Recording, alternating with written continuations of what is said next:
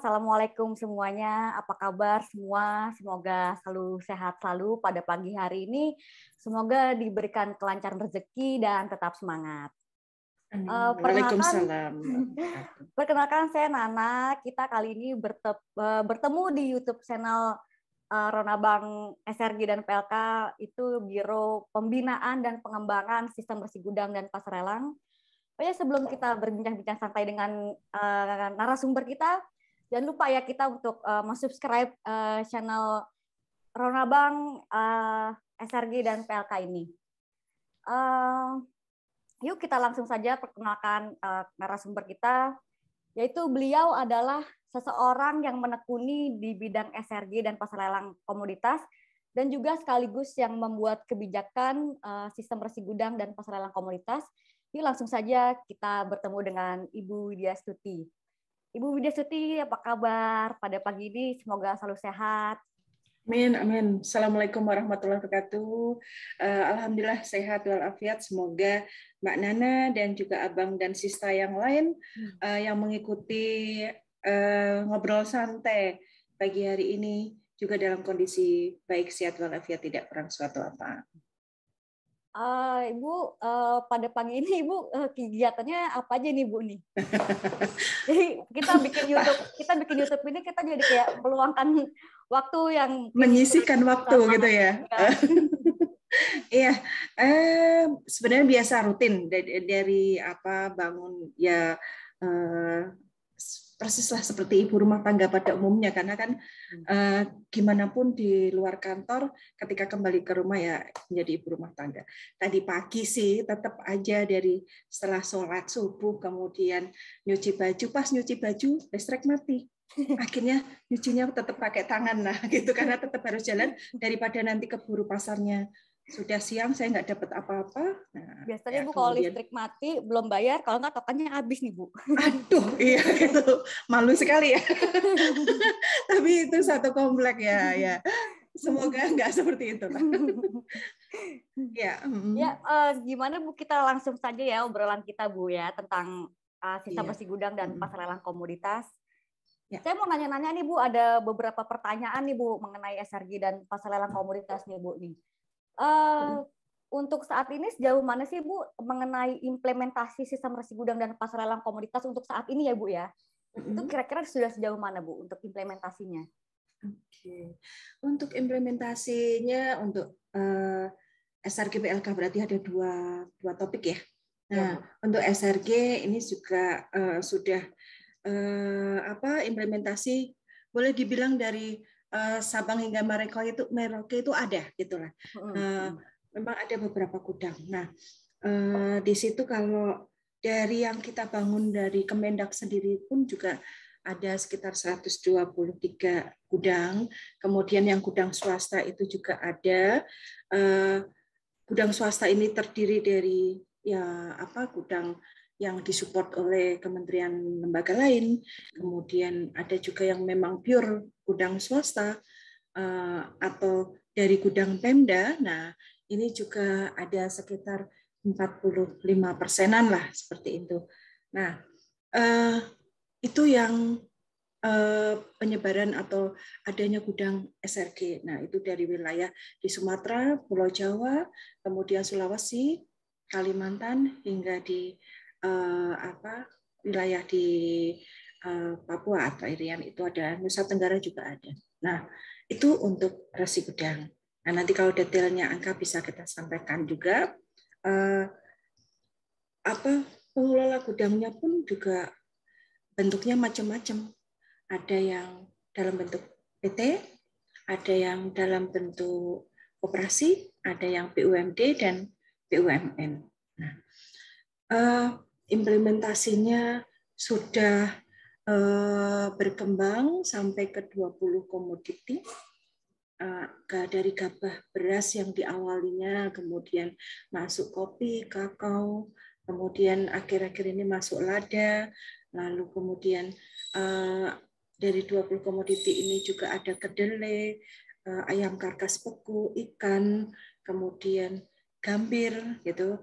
Lalu komoditi lain termasuk gula kristal putih ya, yang ini baru di 1-2 hari ini sudah implementasi penerbitan resinya.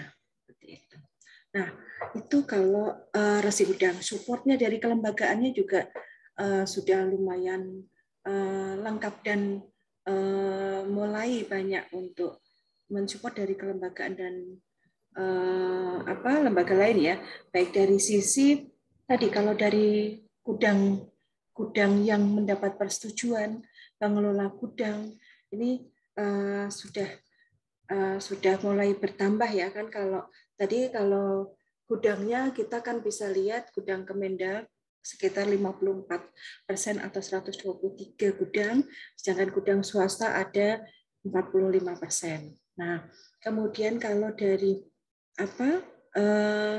pengelola gudangnya yang aktif saat ini ada 105 pengelola gudang. Nah, kalau kategori yang tidak aktif ini bukan berarti memang tidak aktif sama sekali. Pernah ada kepengelolaan, kemudian PKS-nya dengan Pemda, karena kan sudah diberikan, dihibahkan ke Pemda, kemudian belum diperpanjang atau tidak dilanjutkan dan ini Pemda belum mencari gantinya.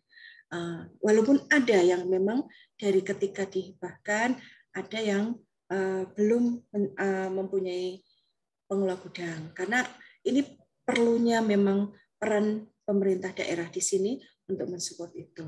Kalau kelembagaan dari keuangan yang memberikan akses pembiayaan nantinya dan dalam proses resi gudang ini sudah ada beberapa lembaga keuangan, baik dari bank yang berada di bawah Himbara, yaitu ada BRI, kemudian ada BNI, kemudian Bank Syariah Indonesia saat ini sudah dalam proses pengajuan dan ditargetkan ya atau direncanakan di 2022 di semester 2 ini akan banyak mensupport untuk pembiayaan untuk resi gudang khususnya di wilayah Aceh atau yang menggunakan syariah seperti itu. Lalu selain itu ada lembaga keuangan non-bank lain yang juga mensupport untuk pembiayaan. Iya, ini tadi maaf, mungkin terdengar suara halo-halo dari masjid ya. Ya, mohon maaf, ini memang kondisinya rumah saya dekat dengan masjid dan sedang lagi mengannounce atau menginformasikan terkait informasi kurban seperti itu. Tapi semoga ini tidak mengganggu ya, tidak mengganggu dari acara kita ngobrol santai ini ya. Jadi itu kondisinya. Lalu kalau dari sisi off-taker udah ada beberapa yang memang sebenarnya sudah dilakukan, dijembatani sendiri oleh para pengelola gudang untuk mencari off-taker, tapi ada juga yang diinisiasi dari Bapepti sebagai keberlanjutan dari mendukung implementasi SRG ini, yaitu Bapepti melakukan MOU dengan beberapa lembaga yang bisa sebagai sisi off-taker atau penyediaan pembeli akhir. Antara lainnya dengan PT RNI, kemudian dengan Aprindo, Asosiasi Pengusaha Retail Indonesia, dan ada dari kita jembatani juga dengan beberapa ITPC dan ATASE untuk bisa mengkomunikasikan buyer-buyer yang ada di luar negeri terkait dengan komoditi yang dibutuhkan. Itu untuk resi gudang. Nah, tapi terkait dari pasar lelang komoditas, nah pasar lelang komoditas ini sudah ada beberapa yang penyelenggara lelang yang revitalisasi. Jadi dia sudah dari proses dibentuknya, kemudian dia sudah bisa menyelenggarakan penyelenggaraan lelang dengan mandiri. Nah, itu kurang lebih ada 6 yang sudah bisa 6 yang bisa melakukan penyelenggaraan secara revitalisasi.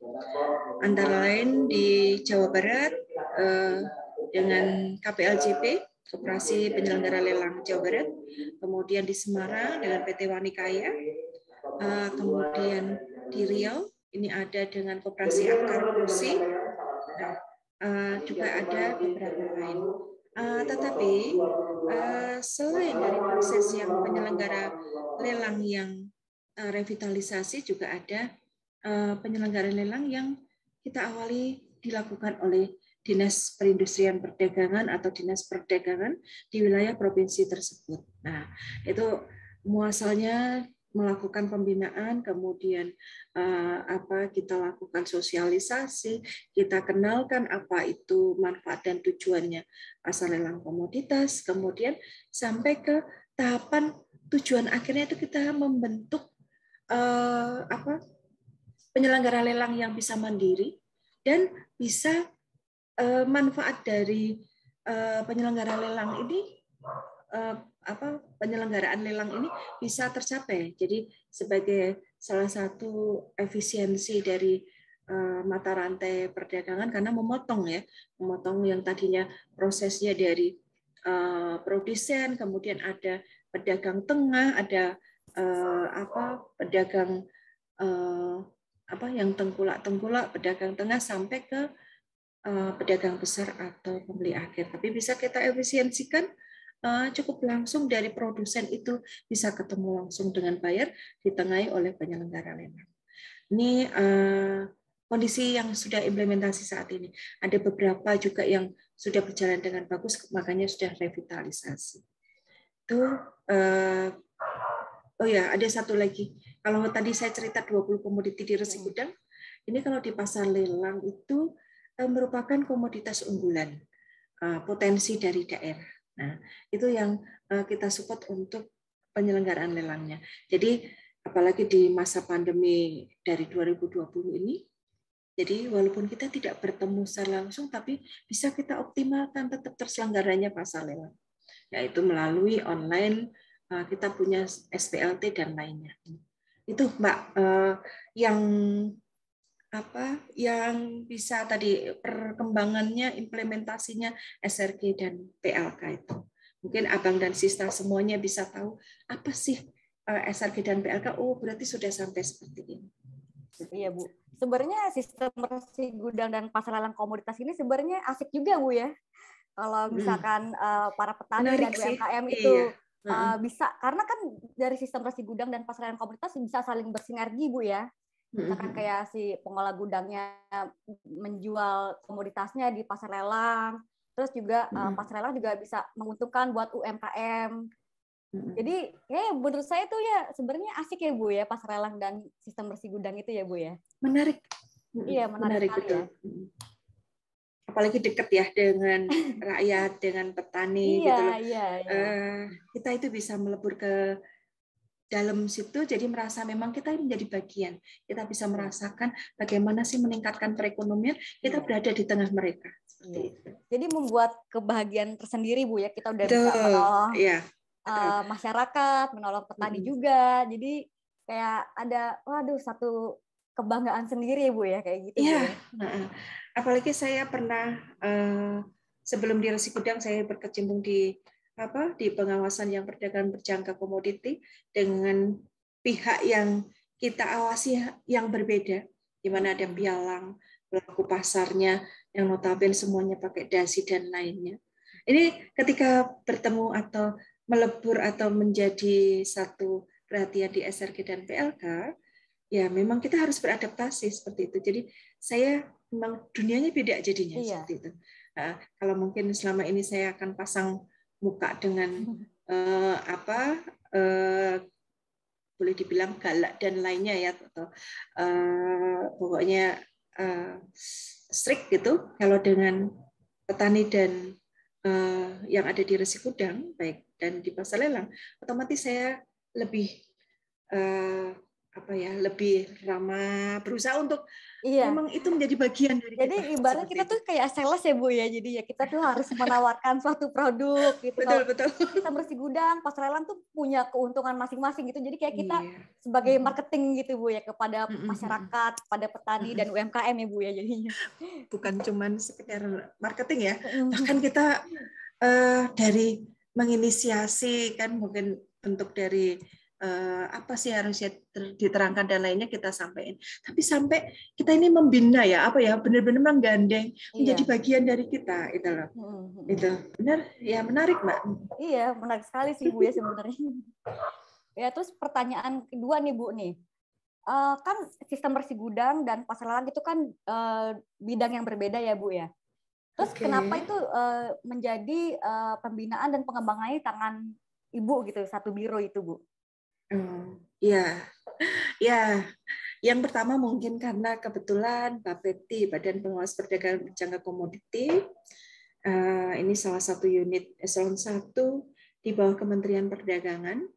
Ini memang mendapatkan tugas untuk 3 pilar atau 3 kegiatan dari sisi Bapepti, yaitu 1 di perdagangan berjangka komoditi, yang kedua di pasar lelang komoditas, dan yang ketiga di resi gudang. Nah, ini dari ketiga tersebut memang ada hal yang kemiripan, tetapi ada juga hal yang membedakan. Nah, tetapi kita tahu bahwa di Bapepti ini ada 5 unit eselon 2 yang merupakan turunan dari peran eselon 1 sebagai badan pengawas perdagangan berjangka komoditi untuk 3 pilar tersebut. Nah, satunya adalah sekretariat yang merupakan fasilitator dari semua proses kegiatan di Bapepti ada di unit eselon 2 tersebut. Tetapi di sini ada yang menangani khusus pengawasan, ada yang menangani khusus peraturan regulatornya. Jadi bagaimana dari membuat peraturannya sampai ke implementasi penindakannya dan lainnya, pengenaan sanksi dan lainnya. Kemudian ada juga yang dari sisi pembinaan dari proses perizinannya, dari proses membina bagaimana yang sudah mendapatkan izin ini tetap berlangsung. Nah, ini untuk 3 pilar tersebut. Nah, jadi ada yang khusus untuk PBK, ada yang khusus untuk SRG dan PLK. Nah, jadi karena memang namanya badan itu hanya 5, tidak bisa nambah lagi. Kalau memungkinkan 6, itu harusnya ada khusus yang untuk SRG, ada khusus untuk PLK.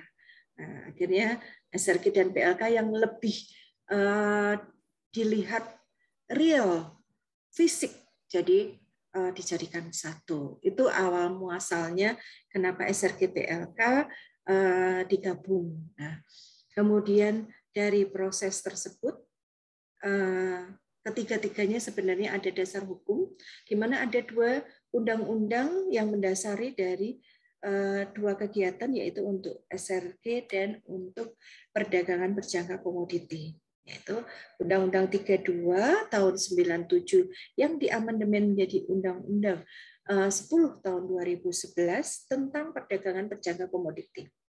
Nah, sedangkan kalau Undang-Undang SRG, Undang-Undang 9 tahun 2016 yang 2006 ya, yang diamandemen menjadi Undang-Undang 9 tahun 2011. Nah, sedangkan kalau pasar lelang komoditas, ini memang ada juga undang-undangnya, tapi cantelannya ada di dalam satu pasal, yaitu di Undang-Undang 7 tahun 2014 tentang perdagangan. Nah, itu menjadi bagian. Nah, tapi sekarang sudah kalau dulunya ada di candelannya di keputusan Menteri Perindustrian dan Perdagangan 650 tahun 2004. Nah, sekarang sudah dipertegas kembali dengan Perpresnya, Perpres 45 ya, tahun 2022 ini. Nah, jadi ketiga pilar Bapepti ini sekarang sudah ada dasar hukum yang kuat ya. Jadi yang dasar hukum kuat yang mendasari dari pelaksanaannya. Nah, ini yang harus kita implementasikan supaya tercapai tujuannya, manfaatnya bagi para pelaku usaha di masing-masing kegiatannya. Nah, sekarang masuk ke kenapa di biro kita, karena lebih real, lebih ada sinerginya. Nah, kalau tujuannya tadi, kalau dari SRG sendiri, sistem resi gudang itu tujuan atau manfaat yang bisa didapat itu satu, awal muasalnya sebagai manajemen tunda jual. Jadi kita tahu bahwa saat harga panen itu terjadi, saat panen harga komoditi itu yang terjadi biasanya rendah atau anjlok atau jatuh. Jadi kan saat panen barang-barang itu banyak, ketersediaan komoditi itu banyak. Otomatis supply lebih tinggi daripada demand. Itu kalau di ilmu ekonomi ya kita tahu. Ketika supply lebih tinggi dari demand, otomatis harga yang ditawarkan akan rendah. Nah, saat harga rendah, petani itu kan selalu berusaha, saya sudah effort saya banyak dari proses menanam, dari proses merawat hingga panen. Harapannya saya bisa untuk nutup kebutuhan keluarga saya. Tapi ternyata ketika panen harga itu jatuh. Nah, otomatis selalu kan makanya menjadi sisi yang termarginalkan. Kenapa sih petani itu selalu menjadi boleh dibilang harganya itu rendah terus seperti itu. Nah, sebenarnya ini ada salah satu solusinya, yaitu manfaat resi gudang ini. Itu kunci awalnya. Tapi seiring berkembangnya, jadi tidak hanya sebagai tunda jual, yaitu menyimpan komoditi ketika harga membaik baru dijual, tetapi juga sebagai akses pembiayaan. Pelaku usaha ini tidak hanya dari sisi petani pemilik komoditi, tapi juga dari sisi off-taker. Ini juga dirasa, oh ini bisa kok untuk sebagai akses pembiayaan, walaupun tujuannya tidak secara langsung untuk berperan di situ seperti itu, tapi di sini banyak dia bisa membantu untuk proses lancarnya resi gudang dari hulu hingga ke hilir. Nah, tidak hanya subsidinya, bahkan dari sisi komersial itu untuk resi gudang. Nah, kalau dari manfaatnya untuk pasar lelang komoditas, nah ini satu sebagai efisiensi dari rantai distribusi perdagangannya, karena bisa mengefisiensikan langsung dari pemilik komoditi atau produsen ketemu langsung dengan buyer atau pembeli akhir. Nah, jadi harganya itu otomatis menjadi harga yang lebih baik diterima ketika dari sisi hulu dan hilir. Itu kemudian dari sisi pasar lelang, karena ini salah satu bentuk dari pasar fisik yang tercipta secara real, berarti harganya atas komoditi yang ditransaksikan bisa sebagai referensi harga untuk kebutuhan di pasar yang lain. Jadi itu manfaat-manfaat dari resi gudang dan pasar lelang komoditas. Nah, jadi kenapa ditaruh di satu biro nih? Karena kita diminta untuk membina, mengoptimalkan, membesarkan atau mengembangkan potensi dari SRG dan pasar lelang ini supaya bisa lebih optimal. Jadi helikopter view-nya itu kalau dari potret besarannya ini memang adalah salah satu tools baik dari sisi SRG dan pasar lelang yang ketika disinergikan itu bisa berjalan lebih bagus, optimal, efisiensi, dan bisa mendorong pembentukan harga untuk atau jadi referensi untuk pasar berjangka komoditas. Kita ini negara agraris dengan kelebihan atau potensi negara Indonesia atas komoditi kita. Tetapi ternyata sampai saat ini itu kita bukanlah sebagai pembentuk harga. Kita masih melihat dari bursa di luar negeri. Kita masih melihat dari Sikom. Kita masih melihat dari dari bursa-bursa di luar. Nah, ini yang ingin kita bangun, Indonesia ingin bangun. Berarti apa? Berarti peran dari Bapepti, dari perdagangan berjangka komoditi juga harus tercipta. Nah, ini harus diawali, diinisiasi dari kekuatan dari peran dari SRG dan PLK sebagai salah satu pasar fisiknya. Nah, makanya peran di biro kita ini sebenarnya sangat optimal. Ini yang harus kita awali dulu, kita sinergi semuanya untuk kepastian, keoptimalan dari SRG dan PLK. Itu Mbak Nana. Jadi kita punya tujuan yang besar yang ingin kita capai, yaitu nantinya harus mensupport sinergi 3 pilar Bapepti, yaitu SRG PLK yang kuat dan tangguh untuk mensupport dari perdagangan berjangka komoditi sebagai salah satu pembentukan harga komoditas di Indonesia. Baik, Bu. Saat ini kan Bapepti kan ada 3, Bu ya. PBK, sistem bersih gudang, dan pasar lelang, Bu ya. Pasar lelang. Terus sekarang yang menjadi concern-nya Bapepti untuk SRG dan pasar lelang itu apa tuh, Bu? Concern-nya Bapepti saat ini, Bu. Oke. Untuk SRG dan pasar lelang ya.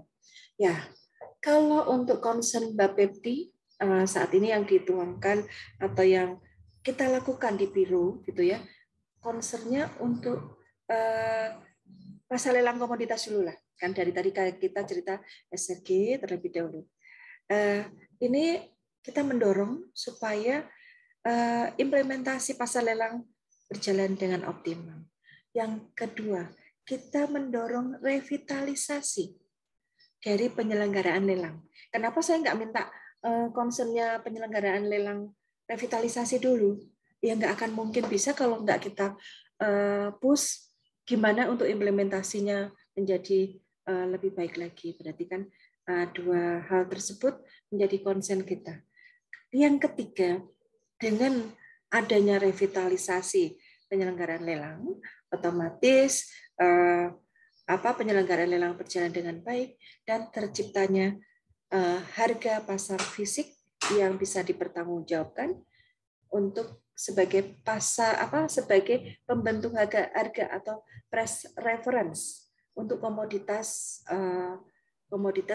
yang dihasilkan oleh Indonesia. Nah, ini benar-benar harga dari pasar fisiknya. Nah, jadi referensi harga pasar fisik itu yang bisa dijadikan nanti sebagai acuan atau referensi di pasar mana saja, termasuk di berjangka.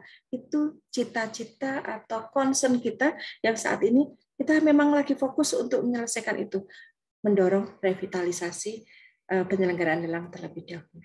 Nah, kalau di resi gudang concern-nya kita saat ini mengoptimalkan gudang yang sudah ada, mengoptimalkan gudang yang sudah berjalan untuk pemanfaatan resi gudangnya, lalu mengoptimalkan dari manfaat pembiayaan. Jadi tadi proses dari tujuan yang untuk tunda jual, untuk manajemen stok, kemudian untuk pembiayaan itu bisa dirasakan. Nah, hal-hal apa? Yaitu melakukan beberapa pembinaan, kemudian mengoptimalkan dari manfaat-manfaat untuk resi gudang tersebut. Itu jadi bisa tercipta stabilisasi harga melalui dengan resi gudang. Nah, kemudian manajemen stoknya kita bisa lihat keberadaan stok komoditi satu komoditi, tetapi ada di beberapa gudang kita lihat harga komoditi misalnya kakao saat ini 25.000 per kilo, gitu ya. Ternyata di Sulawesi. Nah, ternyata di Sumatera 23.000. Berarti masih wajar perkembangannya di harga tersebut. Nah, atau stoknya di kakao di Sulawesi masih banyak. Karena itu kan terpotret tuh kalau kita bisa mengoptimalkan gudang-gudang SRG. Nah, di mana kebutuhan di Jawa ini kurang, kemudian di Sumatera dan lainnya. Berarti ini akan diinformasikan ke gudang-gudang SRG atau kita juga kerjasama dengan Dinas Perindustrian Perdagangan setempat ini ada potensi untuk bisa membuka pasar juga ke daerah-daerah yang memang saat itu lagi membutuhkan atau kekurangan komoditas. Nah, inilah untuk kestabilan harga supaya jangan sampai yang ini banyak dan harganya jadi rendah, di sisi lain daerah yang lain memang membutuhkan dan kurang, ini harganya akan tinggi. Nah, ini bisa proses inilah manfaat resi gudang ini jadi dirasakan sebagai manajemen stok dan pengendali harga. Jadi concernnya seperti itu. Kita optimalkan gudang yang sudah ada. Yang kedua, kita lakukan swastanisasi gudang SRG. Kalau saya gudang swasta, kita ajak sebagai gudang SRG, karena di situ ada satu kelebihan. Satu, menyimpan untuk tunda jual, untuk manajemen stok, dan mendapatkan kemudahan dari pembiayaan. Jadi bisa terbantu. Itu sih yang ayo kita sama-sama kita lakukan ini untuk supaya bisa menjadi lebih baik. Bu, ya? Iya. Nah, terus menurut Ibu nih, tantangan atau kendala yang paling berat dalam sistem resi gudang dan pasar lelang itu menurut Ibu apa sih? Misalkan, aduh pengelola gudangnya nyari pengelola gudang itu susah, atau wah gudangnya tuh terlalu jauh dengan apa tuh namanya dengan lokasi sawah, pasar lokasi pasar atau apa ya? Gitu. Itu menurut Ibu apa sih yang bikin gemes banget sih, kok susah banget ini gitu? Kira-kira apa tuh Bu tantangan yang paling berat gitu Bu? Kalau paling itu harusnya satu ya. Iya Bu. Tapi paling beratnya menurut Ibu itu. Jadi kalau tantangan itu ada banyak ya. Setelah kita lakukan perjalanan dari mungkin keberadaan yang sebelum saya dari ada Bu Nino, Bu Retno, Pak Sutrion dan lainnya, sampai yang mungkin masuk ke saya, kemudian kita evaluasi. Kalau dari tantangan ada beberapa. Tapi kalau ditanya, yang paling memang otomatis menjadi satu. Nah, kita lihat dulu. Kalau dari tantangannya saat ini kita memang mencari gudang, mencari pengelola gudang ya, itu yang profesional. Profesional itu bukan berarti dia itu sebagai pengelola gudang, ya udah ini ada gudang saya jogobrok gitu ya, kalau orang Jawa itu bilang saya sebagai penjaga gudang, saya standby pagi jam 8 sudah ada di gudang, saya lihat keluar masuknya barang hingga kemudian sore jam 5 tutup, ya udah saya selesaikan. Bukan itu, tapi adalah seorang pengelola gudang berarti seorang ya, orang yang mempunyai jiwa entrepreneur, gitu. Dia bisa mengembangkan, memanage gudang, yang pertama kali memanage gudang. Dia bagaimana memanage gudang menjadi optimal. Gudang ini kan bentuk fisiknya ada dan diem di situ. Ini tergantung dari bagaimana optimalnya keluar masuknya barang. Nah, bagaimana mengaktifkan masuk keluarnya barang? Berarti kan ada peran kita sebagai pengelola gudang mencari terobosan, mencari jalan ke arah siapa yang harus kita dekati. Oh, saya harus mendekati pemilik komoditi supaya dia percaya ke saya, mau menaruh gudangnya di gudang yang saya pimpin. Nah, berarti kan dia harus mempunyai satu, memang dia tidak malu untuk menyampaikan, tidak malu untuk melakukan pendekatan. Nah, kan ini ada ya orang yang boleh dibilang jaim, yang maunya kelihatan cantik terus atau kelihatan cakep, dia tidak mau bergerak. Nah, Bu enggak kayak gitu. Tapi dia yang benar-benar mau terjun, dia mau mendekati ke pemilik komoditi. Dia terangin, ada manfaat resi gudang. Saya mengelola. Gitu. Nah, pengelola gudang itu harus berjiwa inovatif. Selain ya, itu, sales juga tuh harus berjiwa sales banget Bu ya. Betul. Nah, harus itu, dia harus bisa cerita. Saya itu punya terobosan. Saya itu punya off-taker yang saya gandeng, yang saya lakukan PKS. Nah, ketika udah ada kepercayaan, oh iya, jadi kalau aku naruh di gudang ini, itu jelas kok komoditi yang saya simpan ini akan terjual gitu loh. Jadi petani itu kan ketika panen, dia itu cuma mikirnya gini, barang saya itu mau tak jual, bukan saya simpan gitu. Makanya ini cukup hati-hati ketika kita membahasakan sistem resi gudang sebagai tunda jual. Ya, karena mereka bilang, saya nggak mau menunda lagi. Yang saya butuhkan uang. Saya punya barang, saya punya uang yang didapat. Nah, itu yang harusnya pandai menjelaskan bahwa SRG ini bukan sekedar menyimpan, tapi juga bentuk dari menjual. Cuman alurnya melalui beberapa tahap yang harus dijelaskan nih. Dari proses barang yang akan masuk ke gudang SRG ini mendapatkan satu perhatian pengujian uji mutunya. Bahwa tidak asal-asalan komoditi yang disimpan di gudang SRG, tetapi benar-benar merupakan komoditi dengan spesifikasi yang sudah dilakukan uji mutunya, kualitasnya. Kenapa sih dipersulit? Misalkan petani nanya, kenapa harus dipersulit? Saya itu udah panen dari merawat itu aja udah beberapa tahap aku lalui. Maunya ya aku panen, saya taruh, saya jual, dapat uang. Nah, ketika disuruh ke gudang SRG, ya berarti saya taruh di gudang SRG, saya dapat uang. Saya nggak perlu dilakukan uji mutu, ternyata harus ada proses, misalkan harus dilakukan pengeringan atau dryer atau lainnya. Nah, kita ingatkan manfaatnya resi gudang ini salah satunya sebagai akses pembiayaan.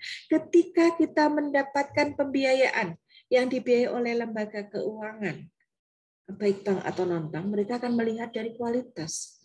Kalau kualitasnya asal-asalan, bagaimana yang melakukan penjaminan atau memberikan anggunan itu percaya bahwa gudang kita, bahwa barang kita ini layak untuk dijual.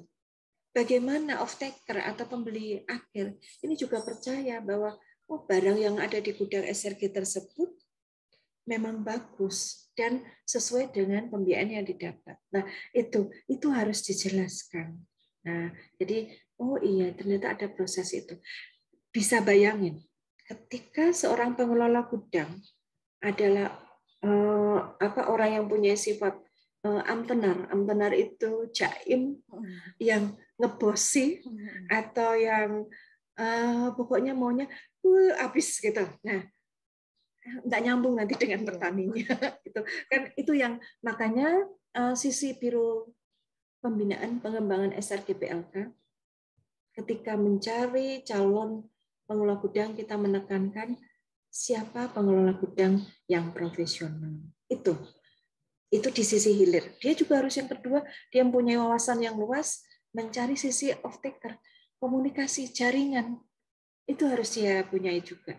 Lalu bagaimana berkomunikasi dengan bank, bagaimana bank itu percaya kepada dia. Nah, itu intinya di situ. Jadi item yang menjadi tantangan itu adalah pengelola gudang yang profesional. Nah, ada juga tantangan lain yang saat ini, pemerintah daerah. Oh iya, Bu. Kenapa saya bilang pemerintah daerah? Benar-benar saya gemes dengan kondisi pemerintah daerah. Kita tidak menutup mata dunia politik kita seperti ini, dan ini sangat berpengaruh di hawa atau siklus dari politik di daerah-daerah. Nah, ketika terjadi perubahan warna bendera, itu juga menjadi satu perubahan kebijakan. Nah, jadi kalau satu kebijakan mengenai satu unit atau satu instansi atau satu kegiatan, ini bisa berubah. Ya, termasuk dari misalnya saat ini benderanya merah kemudian sudah berjalan menjadi bendera hijau seperti itu misalnya. Nah, ternyata kepengurusan yang sudah stabil itu akan dirubah juga. Nah, ini menjadi satu proses awal lagi. Kita melakukan sinergi, melakukan gandeng tangan, melakukan edukasi supaya menjadi sama. Nah, gawatnya kalau perubahan itu di bawah 5 tahun. Bisa dibayangkan yang terjadi. Kita kapan mau meningkatkan atau membesarkan kalau kita hanya posisinya hanya merapikan terus. Nah, inilah jadi butuh sinergi dari pemerintah daerah juga. Itu sih. Dan ini tidak hanya berlaku di SRG, di pasar lelang juga demikian. Sangat berperan profesionalitas dari penyelenggara lelang, dia bukan untuk mencari keuntungan sendiri, tetapi benar-benar dia tahu sebagaimana sebagai penyelenggara lelang yang harus mempunyai terobosan posisi off-taker. Gitu. Lalu dari Pemdanya harus support untuk hal tersebut. Itu sih, Mbak. Jadi tantangan jadi yang ada sinergi Bu ya besar. antara Betul. pusat, pemerintah pusat, pemerintah daerah, dan pengelola gudang Bu ya. Ya. Nah ini kan yang jadi salah satu tantangan terberat ini kan mencari pengelola gudang nih Bu ya, yang tadi Ibu sebutkan itu tantangannya. Permasalahan yang ada di lapangan kan seperti ini Bu. Petani biasanya kan ya langsung menjual barangnya ke para tengkulak nih kan karena para tengkulak ini waktu masih padinya masih di sawah itu tengkulak sudah bisa membeli itu tuh Bu. Jadi kadang kan petani juga bilang, ya udah deh saya mendingan ke tengkulak aja, waktu masih jadi sawah aja tengkulak sudah berani beli hasil dari sawah itu gitu Bu. Sedangkan kalau di SRG kan harus uji mutu, harus ini, harus itu, dan harus menurut petani itu aduh ribet banget sih ini SRG nih. yang ada di lapangan seperti itu gitu Bu ya. Nah, terus strateginya Ibu apa nih untuk kendala-kendala seperti itu, Bu? Iya, ini memang benar. Ini jadi peran Biro Pembinaan Pengembangan SRG PLK ya. Jadi kita ini tidak hanya sekedar mencari pengelola gudang untuk mengisi di gudang-gudang tersebut. Tidak hanya sekedar kita ngobrol atau komunikasi dengan dinas, dinas cari yang kompeten untuk sebagai pengelola di situ. Tapi benar-benar setelah kita lakukan, kita nggak bisa hanya putus di sisi SRG-nya saja. Karena kita tahu ya, ini kalau dari rantai pasok komoditas, dari proses di sisi hulu ya, di sisi hulu itu ada on farm-nya. Nah, saat di on farm inilah yang kita ini harusnya sudah ada, mungkin memang tidak incas secara langsung, tapi kita sudah sinergi di sini. Nah, di sini ada beberapa hal yang memang harus kita jembatani. Jadi, ketika petani itu dalam proses awal mau melakukan menanam benih, kemudian memproduksi hitungannya dari merawat hingga saat panen, itu tidak dilepas. Nah, memang bukan ranah perdagangan, bukan ranah kita secara langsung di Biro Pembinaan dan Pengembangan SRG PLK, tapi kita punya peran di sini. Kita apa? Kita sinergi. Nah ini salah satunya kita memang harus sinergi dengan kementerian lembaga yang terkait yang menangani hal tersebut. Yaitu kita dengan Kementan misalkan. Kita lakukan nih pendekatan ngobrol bareng, kita duduk bareng, kita lakukan pilot project, kita lakukan program yang bisa saling sinergi, misalkan mengoptimalkan penyuluh-penyuluh lapangan yang ada di daerah yang dibina oleh Kementan supaya kita bisa sinergi benar. Yang disampaikan di sana adalah kebutuhan persyaratan ketika komoditi itu masuk di gudang SRG. Misalkan nih, Bapak Ibu ketika menanam padi gitu kan, bukan sekedar ini lahan dibersihkan kemudian diceplok-ceplok atau ditaruh benih padinya, kemudian dirawat apa adanya dan lainnya. Nah, di sini masuklah peran penyuluh bagaimana cara supaya nanti padinya ini menjadi padi yang ketika ditaruh di gudang SRG gabahnya itu memenuhi persyaratan. Otomatis dalam pembinaan berjalan mesti akan melakukan Bapak Ibu ketika panen dilakukan penjemuran terlebih dahulu. Habis itu kita lakukan tahapan sampai kadar airnya itu berkurang atau posisinya menjadi kadar air misalkan 14% dan lainnya. Nah, hal-hal itu menjadi satu yang perhatian ketika di sisi hulu terlebih dahulu. Ini tidak hanya di sisi pertanian saja ya, tutunya tidak hanya dari Kementan aja. Makanya ini juga bisa kita optimalkan ketika di swasta. Nah, di swasta saat ini banyak lembaga yang mau sinergi untuk mendorong SRG ini tidak hanya dari sisi ketika distribusinya aja sebagai off-taker, tapi juga ada yang bilang, Bu, saya punya kemampuan, saya merupakan lembaga yang selama ini melakukan pembinaan untuk pengoptimalan komoditas. Jadi misalkan, kan ada kebutuhan nih, kebutuhan misalnya dari kalau itu ekspor-impor, membutuhkan rutinitas dari produksi. Nah, bagaimana mencari itu? Berarti kan biasanya akan memotret berapa luas lahan dikalikan dengan potensi ketika kita melakukan pembinaan secara optimal untuk mencapai dari satu target ketika nanti kebutuhan pasar itu tercukupi. Nah, ini tuh ada orang atau lembaga yang memang bisa berperan di situ. Ini yang harus kita gandeng dari sisi kalau kita nembus dengan di swasta.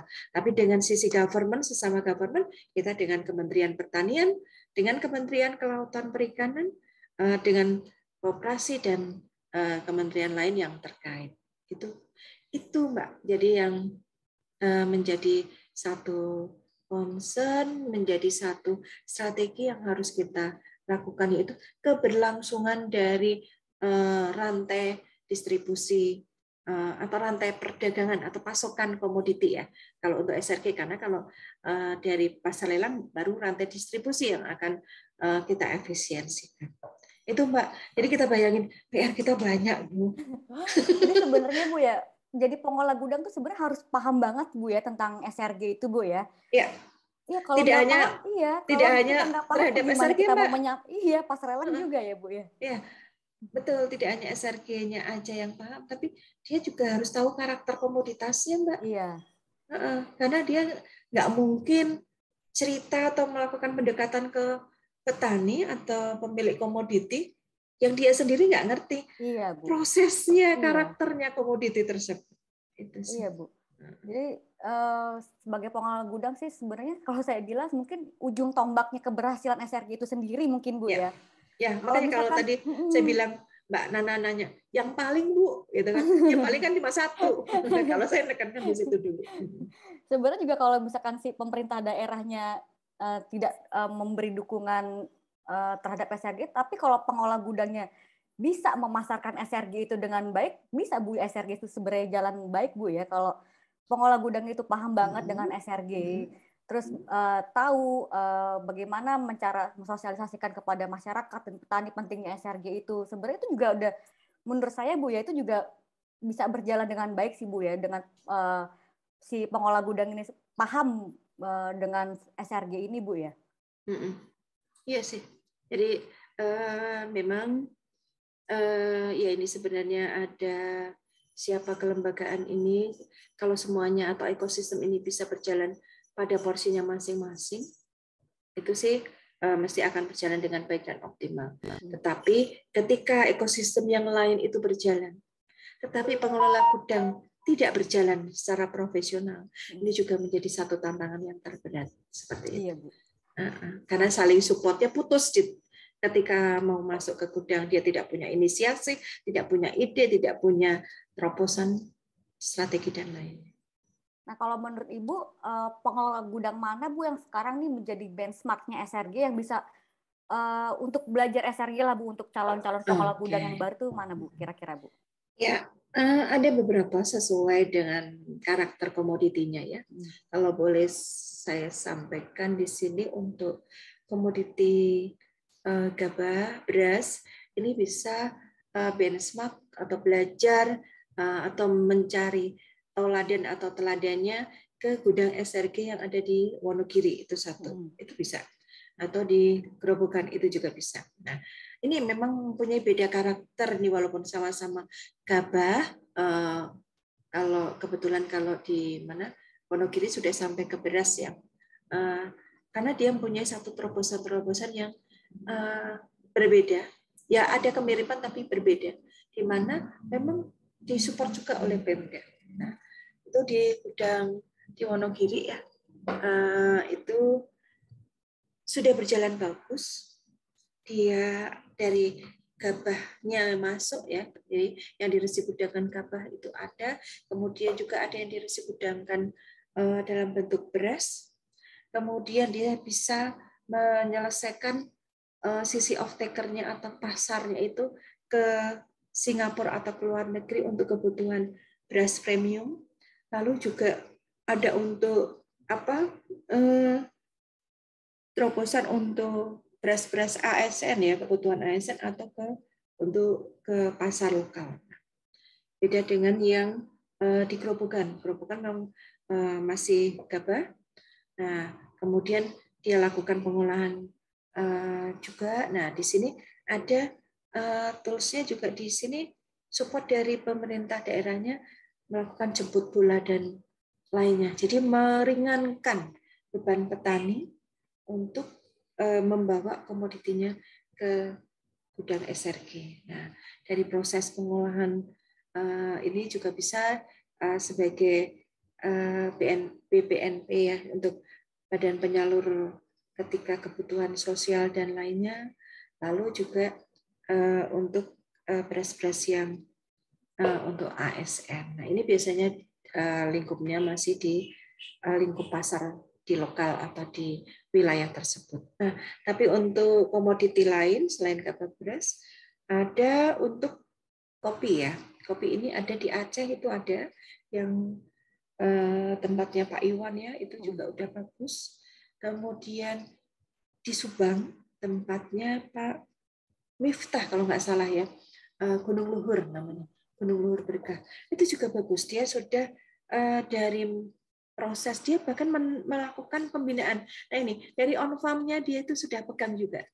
Nah, jadi pengelola gudang kalau bisa memang sinergi dengan lembaga yang melakukan pembinaan di on farm-nya, sehingga ketika proses masuk dilakukan pengolahan di lebih lanjut atau dilakukan di gudang tersebut hingga bisa mencari pasarnya.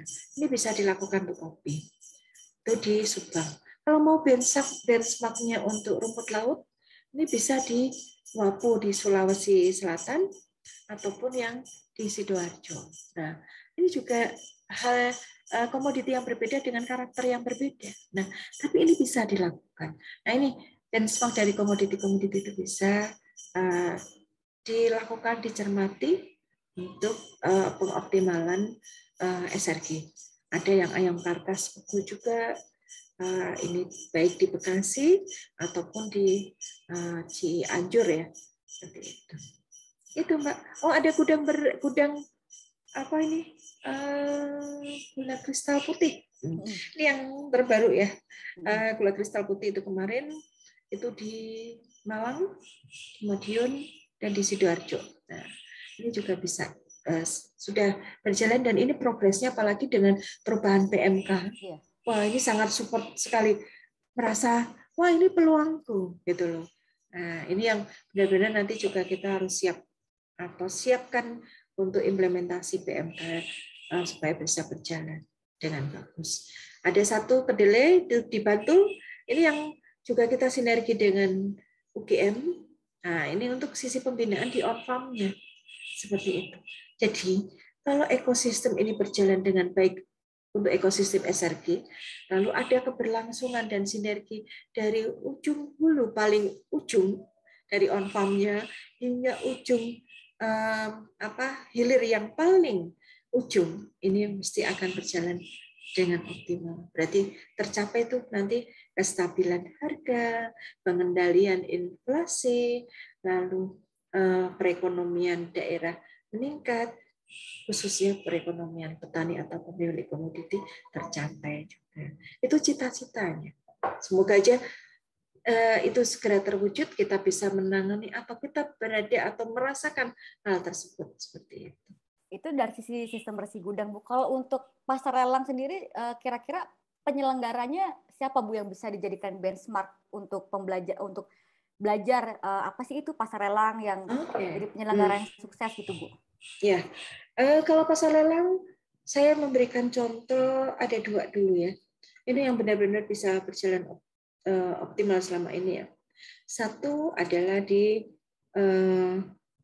Apkarkusi, Koperasi Apkarkusi untuk komoditi karet di Riau.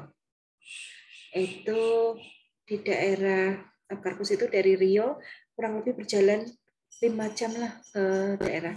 Ya. Lumayan jalannya naik turun gitu. Lalu kemudian kalau yang dekat-dekat kita ini di Jawa Barat, di Bandung. Nah, itu dengan Koperasi Penyelenggara Lelang Jawa Barat. Nah, jadi kebetulan kalau di Jawa Barat saat ini selain lelang teh yang dia lakukan, ini kemarin di bulan Mei awal, ini sudah melakukan MOU dengan buyer dan dengan dia pemilik atau pemilik komoditi lah. Jadi ada satu lembaga atau asosiasi untuk kopi yang dia jembatani gitu menjadi satu menjadi melakukan PKS dengan KPLCP dan juga ada buyer atau off-taker yang melakukan PKS dengan KPLCP. Nah, ini untuk kopi. Jadi kalau selama ini dia KPLCP sudah sukses di teh dengan PT Pertani, kemudian dengan PTP, lalu kalau yang sekarang dia merambah ke komoditi kopi. Nah, ini hulu ke hilirnya dia benar-benar lakukan penjembatan, kemudian dilakukan pembinaan ke siapa saja yang menjadi penjual-penjual untuk bisa melakukan transaksi lelang secara optimal di KPLCP. Itu. Jadi ada dua itu. Selain memang ada yang sudah revitalisasi di Jawa Tengah, tapi ini memang harus tetap kita push kembali, yaitu di di Koperasi Wanikaya, ya, karena di sini ada kejelian dari penyelenggara lelang yang harus bisa dia memotret potensi daerah dengan cakupan pasar yang akan dia tembus, seperti itu. Jadi misalkan di mana ya, kita bilang misalkan di Jawa Barat. Nah, di Jawa Barat harus bisa dilihat sebenarnya potensi daerahnya untuk komoditi apa aja. Dilakukan identifikasi. Kalau sudah gitu, kita akan cari lagi. Kalau misalnya nih komoditi teh, berarti produsennya siapa aja? Oh, ada pabrik teh. Ini buyer nih. Misalkan ada petani-petani di wilayah Jawa Barat, Puncak. Nah, itu dia data. Kemudian selain itu, kalau dia mau bisa masuk atau lintas wilayah, dia bisa tembus misalkan, oh di daerah Wonosobo ini ada produsen untuk teh juga di daerah Wonosobo karena lereng gunung ya, itu kan bagus nih. Dia deketin, dia komunikasikan. Lalu kalau sudah, kemudian dia juga komunikasikan dengan sisi kira-kira pasarnya kemana aja nih. Oh ternyata ada yang mau menangkap wilayah teh itu di Belanda. Nah, ini bisa nih ketika di sana ada kebiasaan meminum teh. Nah, jadi ini harusnya bisa ditembus nih ke dengan atas perdagangan di Belanda, kita komunikasikan dengan buyer-buyernya supaya bisa ikut link dalam penyelenggaraan lelang. Jadi bisa sebagai pembeli. Nah, ketika ini terjadi, berarti kan bisa lebih optimal. Jadi harus tepat mengidentifikasi potensi daerah, potensi komoditi di daerahnya. Lalu kira-kira daerah mana saja yang menjadi sisi produsen yang akan dia tembus. Lalu wilayah mana atau daerah mana yang akan jadi marketnya. Itu. Jadi itu menjadi satu runtutan yang memang diperhatikan di penyelenggaraan. Sekarang kita udah, ini pertanyaan terakhir nih Bu dari saya buat Ibu. Oke. Kalau Ibu ini sudah paham mengenai SRG dan pasar lelang dan sudah menjalani juga nih permasalahan-permasalahan yang ada di SRG dan pasar lelang ini Bu ya. Nah, kalau boleh saya tahu nih Bu, Ibu bisa nggak sih sebutin masing-masing 2 kata untuk SRG dan pasar lelang itu apa Bu? Terus kenapa Ibu memilih kata-kata itu Bu? Oke, 2 kata ya. Untuk SRG adalah pengelola gudang. Kenapa saya bilang pengelola gudang? Itu concern juga ya. Jadi ini sebagai ujung tombak, sebagai dasar berjalannya satu optimalnya SRG adalah di ikon pengelola gudang. Tadi ketika ekosistem itu ada dan sudah berjalan semuanya, ketika pengelola gudangnya diem, ya sudah selesai. Dia hanya penjaga gudang, mau diapain? Oh kita support, tolong gitu. Aku nggak paham. Nah, tolong dilakukan ini. Aku nggak ngerti. Sama aja kan? Nah, itu jadi pengelola gudang. Nah, kalau untuk pasar lelang komoditas, ya sama sih. Benar-benar. Berarti kalau pengelola pasar lelang komoditas di penyelenggara lelangnya. Karena dia benar-benar harus ngerti, melakukan identifikasi terlebih dulu. Apa sih yang mau dia jual? Kira-kira di daerahku itu potensinya apa? Kemana aku harus melakukan pemetaan siapa yang menjadi produsen dan pemetaan siapa yang aku tembus pasarnya. Apakah di lokal, di wilayahnya, atau sampai keluar daerahnya. Atau bahkan sampai ke luar negeri. Nah, itu berarti kepiawaian dari 2 kata tersebut, baik di penyelenggara lelang untuk pasar lelang dan pengelola gudang untuk di resi gudang, ini menjadi 2 ikon atau 2 PIC atau 2 lembaga yang sangat berperan inti keberhasilan SRG dan pasar lelang komoditas. Itu Mbak. Oke Bu. Bu, ini saya ada game, tapi Ibu jawab dengan cepat, nggak usah dipikir dan nggak usah dikasih penjelasan. Hadiahnya apa dulu? Oke, nggak apa-apa. Hadiahnya apa ya? Nanti saya pikirin dulu deh Bu. Hadiahnya lukisan dong. Ibu yang mana Bu? Ibu jawab dengan cepat. Gak usah perlu dijelaskan kenapa Ibu memilih jawaban itu. Oh, asal jawab aja gitu ya. Asal jawab aja Ibu, yang ada di isi pikiran Ibu apa ini. Nih, pertanyaan pertama nih Bu nih. Window atau aisle? Window. Kambing atau ikan? Kambing. Sapi minum air atau susu? Susu. SRG atau PLK? Dua-duanya. Oke Bu. Ibu, terima kasih banyak Bu sudah meluangkan waktunya Bu. Ya, sama-sama Mbak. Kita bincang-bincang santai, ngobrol-ngobrol santai pada hari ini. Ya, bagi untuk pemirsa dan sista-sista SRG dan PLK, kalau Abang ada yang dan Sista. Oh ya, Karena Abang kita dan kan Sista. kalau nulisnya kan Karona Bang Sista ya, misalkan. Jadi kalau diputus misalkan harusnya Karo gitu ya. Karo Abang Sista. Jadi kita itu kalau Karo itu kan dengan Abang dan Sista. Lucu ya. Abang dan Sista, benar-benar. Iya benar Bu. Nah sekarang untuk kalau bagi Abang dan Sista ini nih, yang masih ingin bertanya apa sih SRG dan pasar lelang itu, untuk pertanyaan-pertanyaan lebih lanjut mengenai SRG dan PLK, bisa aja tulis di kolom komentar di YouTube channel Rona Bank SRG dan PLK ini.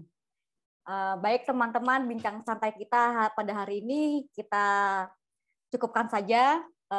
Tetap semangat, salam sehat selalu, dan semoga selalu diberikan rezeki yang berlimpah untuk kita semua. Amin. Diberikan kesehatan. Sampai jumpa lagi nanti di YouTube channel kita selanjutnya dengan narasumber yang berbeda dan membawa acara yang berbeda juga. Ya, dengan topik yang berbeda. Ya, dengan topik yang berbeda. Ya, terima kasih. Selamat siang dan happy weekend buat kita semua. Amin, amin. Terima kasih Abang dan Sista semuanya. Salam sehat selalu. Kita bertemu lagi dengan tema yang lain ya. Terima kasih Mbak Nana. Terima kasih Ibu. Assalamualaikum warahmatullahi wabarakatuh.